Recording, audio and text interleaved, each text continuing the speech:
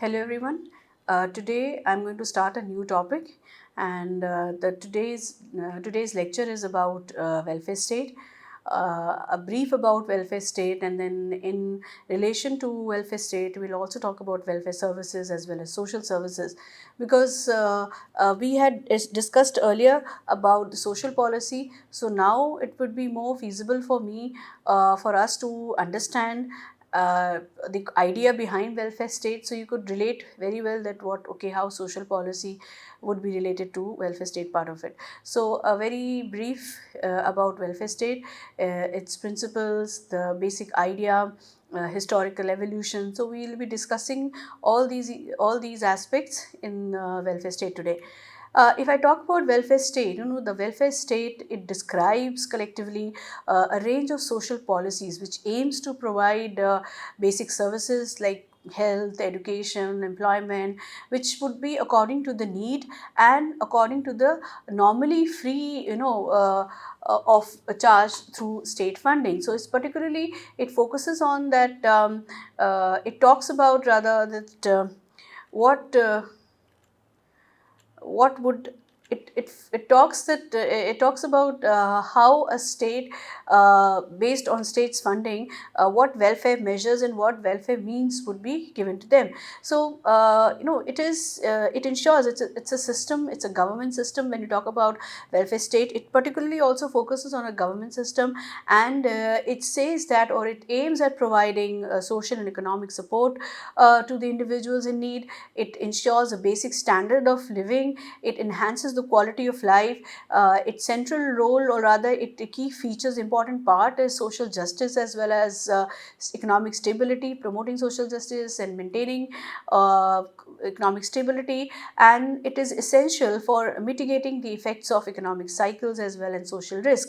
It is sometimes extended more loosely to areas such as social security, in which the individuals are legally required to make substantial contributions in order to receive the benefits. The theory of welfare state is based on positive liberalism, right? And it is a kind of a state which extends social services to all citizens, protecting the weaker sections, providing economic and social security to the larger masses, and it tries to reduce, or it tries to bridge the gap between those who are privileged and those who are poor. I mean, between the privileged and the less privileged classes. And it also tries to make control. It acts as a means, or rather sometimes, if we talk about the welfare part of it, it also tries to control, or it make laws, legislations to control the economic crisis. It rationalizes, industries, make laws, to protect the safeguards the interest, arranges the supply of basic commodities, essential commodities. It also caters into maintaining social essential services, and through progressive taxation as well as income distribution and redistribution, it tries to reduce the gap between the rich and the poor, and thereby harmonizes or create a balance between the various interests in the society. Now, I would like to quote one important, rather, I would like to quote from Michel Foucault, that what he meant, or rather, what he stated about welfare state. And so, borrowing from Michel Foucault in 1991 2007, according in his own words, I would like to quote Michel Foucault, and he says that I conceive of welfare state as a distinctive government mentality, right? That is to say, or to analyze, a mentality of rationality, of governing, that combines specific conceptions of problems and processes to be addressed, specific ways of thinking and upon the practical objects, and specific forms of knowledge, technology with which to do so. As I will show, this welfare governmentality emerged at the beginning of the 20th century, instituted across the developed world in the aftermath of World War II, and has become a normal feature of the capitalist democracy. So this has been taken from Michel Foucault's work, and this is what he had conceived of the idea of welfare state, or he had spoken about the rationality, the how as a welfare state would need to function, and in what aspect has to be taken into consideration. Now, if I say that welfare state, it is a contemporary state understanding which undertakes, the duty to ensure there is a fair distribution of income, protecting the groups and classes in such a manner that there is a direct social security practices and means and employment policies are generated and garnered. It focuses, or it rather politicized, to meet the basic requirements of society, such as education, health, housing, and it takes measures for regulating the working life, which can be which is related to the tax and wage policies. So it is a concept, we can say, of the government, where the state plays a very significant role, an important role in protection and promotion of economic as well as social well-being of its citizens. And a welfare state is based on certain principles of equality, equity, opportunity, equal distribution of wealth, resources, safeguarding the interest, providing safety nets, social insurance, and social security. India is described as a sovereign, socialist, secular, democratic republic in the preamble of the Indian Constitution, and accordingly, this Constitution has extensive provision to ensure the social economic welfare of the people of a country. In regard to this, two specific provisions have been made, and which has been clearly stated that in the form of fundamental rights, which are justiciable right. Nobody can, if there is a violation of fundamental rights, it can be challenged in the court. And the other as directive principles of state policy, where the state is obliged to make certain provisions in the various sectors such as health, education, employment, affordable housing, income generation, anti-poverty, poverty reduction, the decentralization of powers, authority, etc. So a welfare state and compassion towards the weaker section is necessary for the development of human as well as social capital. As it can be said that sabka saath, sabka vikas, for one united and robust India, if you want to make our country more progressive. So welfare state talks about inclusivity. Apart from its diversity, it is also, especially if I talk about our Indian subcontinent, being a diverse population, having a diverse population, it becomes imperative, or it becomes significantly important that each and every individual is included in the idea, in the connotation of what welfare measures and well-being would mean. So the aim of governance cannot be met without having the idea, the concept of welfare state, and developing compassion towards a weaker section.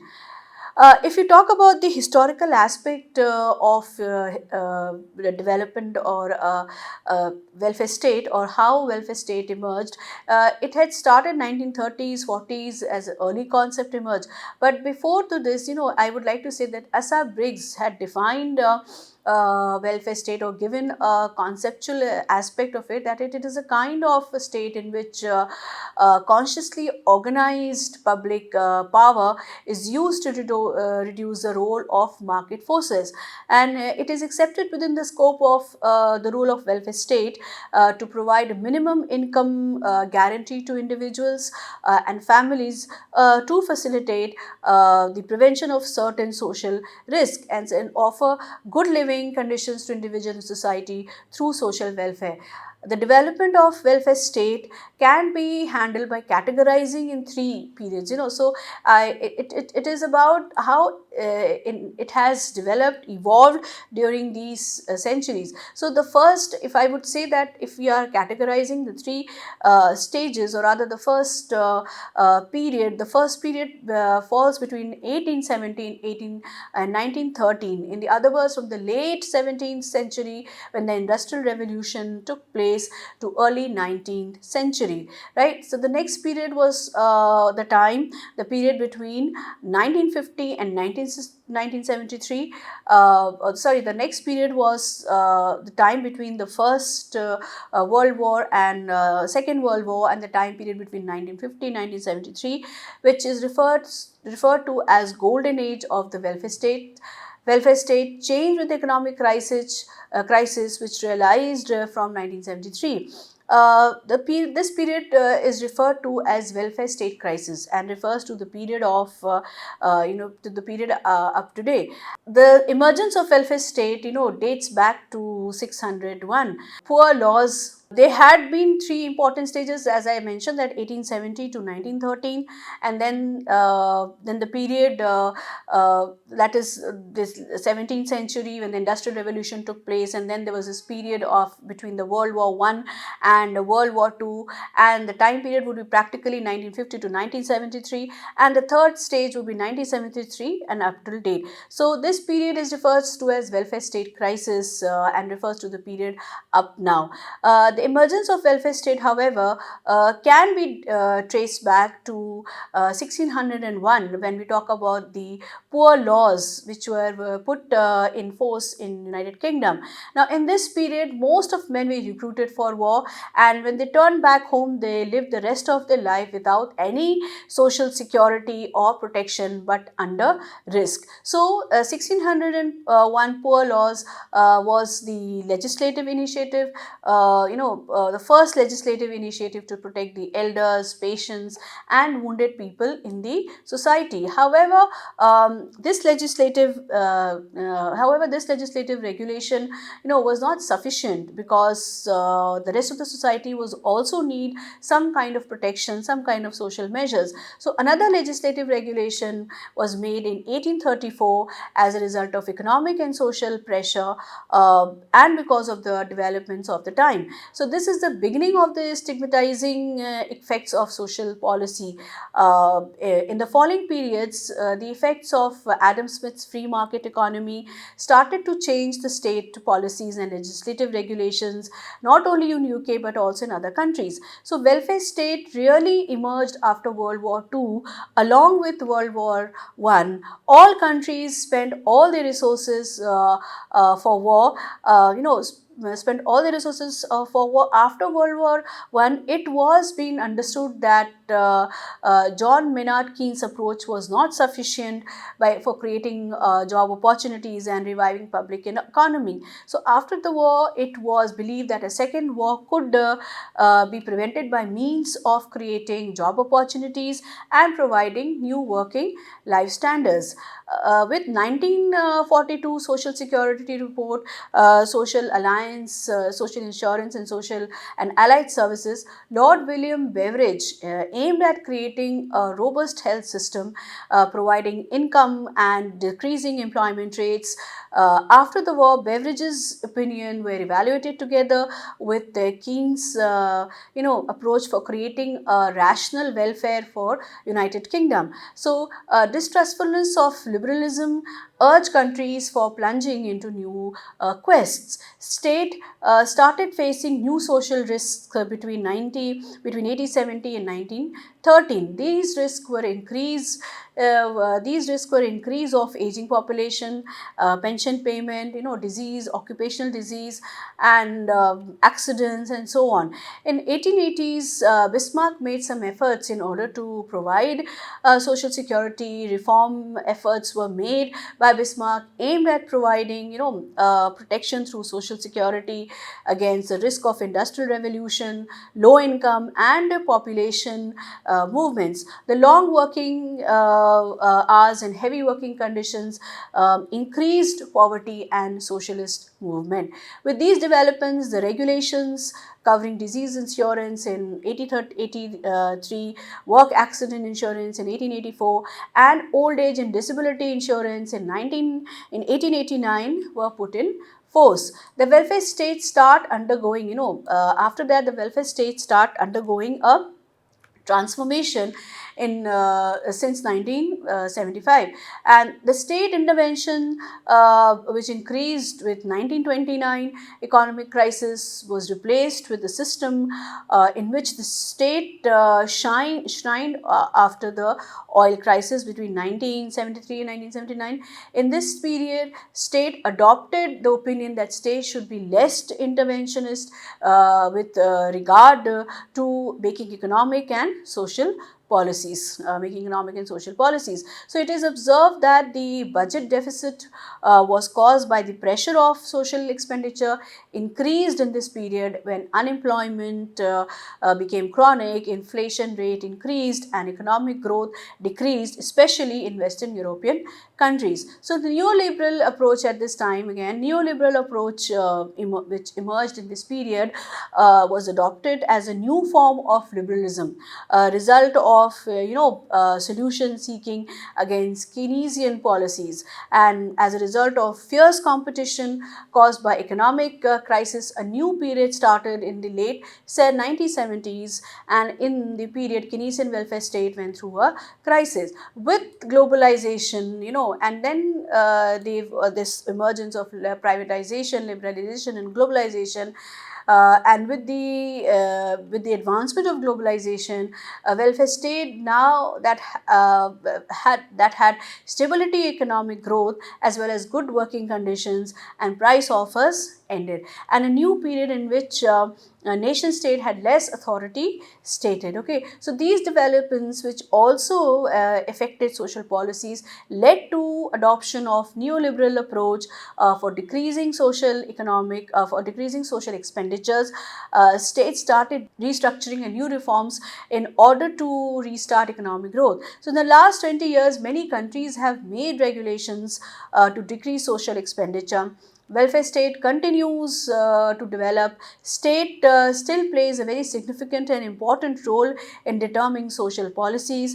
It is also possible to say that not only economic indicators, but also the changes has taken place in demographic and social structure, which plays very determining in the policies of the welfare state. The welfare state, as already mentioned, I would like to say it again, that aims at redistribution income, and thus plays a role of an interventionist as well as a regulatory body. Social democratic, mainly characterized by its high commodification and strong universalism. The latter means that there is a strong sense of social rights and a strong sense of being able to get your livelihood without relying on the market, and the former means that the most class are in the welfare state. Moreover, this talks about this that marks out the market, that is private sector providing such things like pension plan. So the ideal is not to maximize dependency on the family, but capacity for individual independence. So the state has opted to take direct responsibility of caring for children, the aged, and the helpless, and it is also committed to take direct, to allow women to choose work rather than household. Now, I would like to in fact, they had saying that in the words of Esping Anderson, or rather Gosta Esping Anderson, provided or suggested there is a lot of state provided childcare, and in fact within, if you talk about the social, if you talk about the as I say that Gosta Esping Anderson, in his book, the three words of welfare capitalism, the three words of welfare capitalism. He had spoken about, or rather had given three classification of it. Social democratic, liberal and conservative. So social when we talk about, I just now spoke about the social democratic, and the second part is, rather the second type, which is more of the liberal type, which is characterized by low D commodification, and there is a sense that social rights are strongly entrenched, and also a strong individualistic self-reliance in this tradition. It is based upon the fact that individuals or family, they possess means to do without that help. And then in lastly, the conservative type, the main feature in the presence of a degree of class alliance due to there's a preservation of status differentials, but decommodification is comparatively modest, right? So this type features social insurance more than social assistance. Most of the benefits would be for unemployment or sickness, and are other entitlements which are based on insurance contributions previously made, and the benefits received would vary according to the income of the individual. Now, if I have just spoken about the historical, a very brief aspect of historical development. Now, if we look into the core principles of welfare state, in fact, I would like to talk about, like, if I say the core principles of welfare state, social justice, redistribution of wealth, and provision of welfare services, or sorry, public services. Now, ensuring, when you talk about social justice, it tend to ensure equitable access to resource and opportunities, and also addressing disparities in wealth and opportunity. Social justice is also into the form of meting out or trying to mitigate any injustices done in the society. So when we talk about justice, it is also about equality, equity, fairness in competition, opportunities. It focuses on having that kind of freedom, accessibility to the resources. Secondly, redistribution of wealth. As in policy also, if one of the major objective or aim of social policy was the redistribution of resources. So here also, redistribution of, in welfare state also, redistribution of wealth ensures that the gap between the those who are privileged and those who are less privileged, or between the rich and poor, has been eliminated, or it tries to bridge the gap between those class to distinct classes. Initially, it was the higher class and the lower class, but now we have just initially there were just two classes, that was the working class and the ruling class, but now there is a distinction: higher class, middle class, as well as the lower class. So this, when we talk about redistribution of wealth, that is, whatever resources are there in the country, they are being generated and they are being redistributed in the form of progressive taxation, social insurances, benefits, social securities, welfare measures, welfare schemes, policies, laws, legislation. So particularly, if I say that insurances, taxation, policies, schemes which would benefit and would try to redistribute the resources which are generated in the country. And by the basic idea or the basic purpose of redistribution of wealth or resources, or is to bring about equality, that is income equality, and it tries to reduce or eliminate any kind of income disparities. Although it is not possible to completely uh, eliminate income disparities, but at least we can make certain measures, or we can take certain measures which would reduce any income inequalities or disparities amongst the general masses. And through this, we also tries to provide benefit to the most vulnerable groups. So redistribution of wealth is just not in terms of monetary aspect, but it also in terms of resources, in terms of opportunities, in terms of giving accessibility, whatever resources, whatever wealth, so the monetary benefits to the larger population. And then of course welfare state also has the agenda of provision of public services. Now, when we talk about public services, in my previous lecture, I had said that whenever there is public involved, it means there has to be a government role and government intervention. So, universal ensuring, when you talk about public services, you are talking about public insurance, social security measures, universal accessibility to essential services like healthcare, education, trying to achieve employment, skill enhancement. Particularly, it is more of healthcare services, accessibility to healthcare services, and educational upliftment. And it also about strengthening social safety nets to support all citizens, to protect all citizens.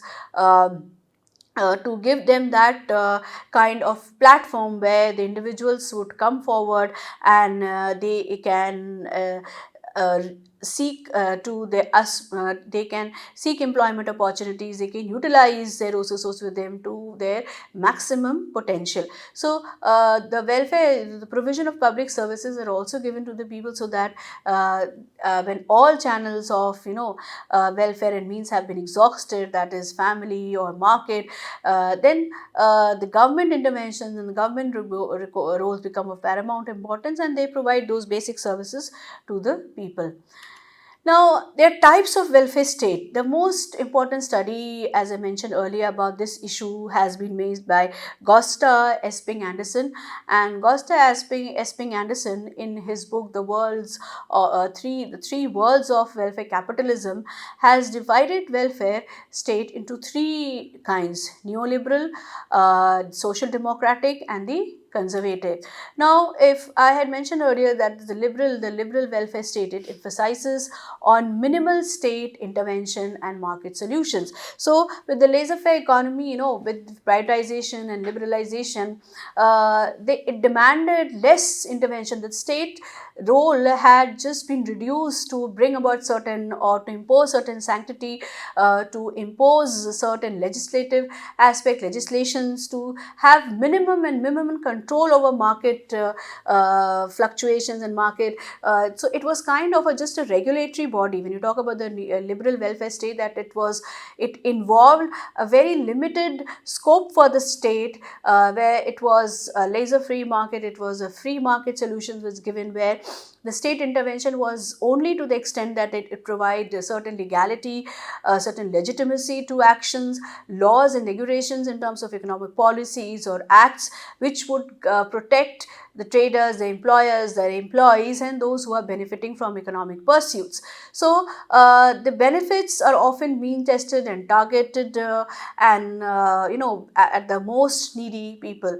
Then there's the idea of social democratic welfare state, which is comprehensive and universal welfare program. So which looked into the what kinds of social measures, social insurances, safety nets in terms of healthcare, housing, infrastructure development, education, employment opportunities, caring for children, elderly, pension payments, pension plans. All these were being taken into this comprehensive universal welfare program, because social and democratic, two important approaches were added to this welfare concept. That was social, which means the society, which means a larger general masses in public, and democratic, that is the freedom, the choices the person would have in gaining those privileges, or having that kind of accessibility, that kind of reach to avail the benefits of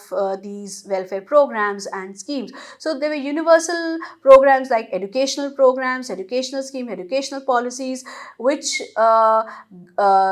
caters, or rather which is applicable to all citizens, particularly in India. If I talk about educational policies, it is applicable to each and every citizen of India, to get education, and nobody can deny that education until the 14 years. So the primary education, elementary education, 6 to 14 years of compulsory education free is there. Then universal healthcare programs which are there, for affordable housing schemes are there, tax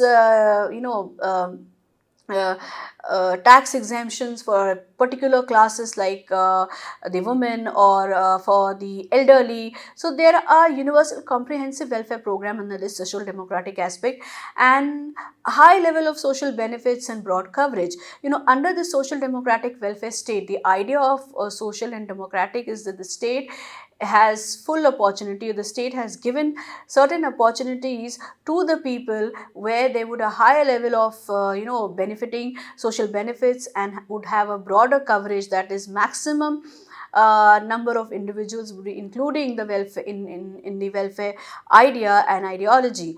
Then there is conservative welfare state, which focuses mainly on maintaining traditional family roles and providing support through family structures. So the conservative welfare state ideology was more in confined to the family matters and family structures, and it just limited the scope of benefits and privileges. And in fact, well, under this approach, welfare programs were often linked to employment status and what kind of contribution the person himself or herself is making. Coming to, if I talk about further elaboration on the liberal welfare state, that is, it focuses on individual responsibilities and market driven solutions. It also talks about the various social benefits which are minimal and means tested. In United States, examples on private provision, minimal state involvement, and in Canada there is a mixed system with significant private and public elements. In India also we have a liberal welfare approach where both capitalist as well as socialist mixed economy has been taken into consideration, where market as well as individual enterprises are given weightage. So through liberal welfare state, it encourages self-reliance, and it can lead to but it can lead to higher levels of poverty and inequality. So sometimes the idea of self-reliance and self-sufficiency, it have this limitation that it can, when the person has been exhausted of all the resources and all channels of means of garnering any kind of support, economic support, then it could also lead to a certain level of poverty and inequality. So the limitation is of limited safety nets for those who are not in employment, that is, those who are covered under the unorganized sector. Because see, usually the laws, regulations, legislations would covering those who are employed in a proper establishment and those who are more in the formal organized structure. So the safety nets for these people who are working in an unorganized sector or not employment, they are very limited scope for their coverage. And so much so, social democratic welfare state, extensive welfare programs which has been designed, which has been implemented, which has been formulated to larger universal coverage, and there is a through which would the intervention or the role of the state becomes very significant, and there's a high level of public spending and taxation. And like Sweden and Norway, where there the comprehensive welfare benefits with universal benefits, and there's a high level of social services with low poverty rates. Of course, it reduces inequalities and provides strong social safety nets, and but then high taxation can be a burden on the economic activity or the state. And the conservative welfare state, it emphasizes on preserving more of a traditional family structures and social order.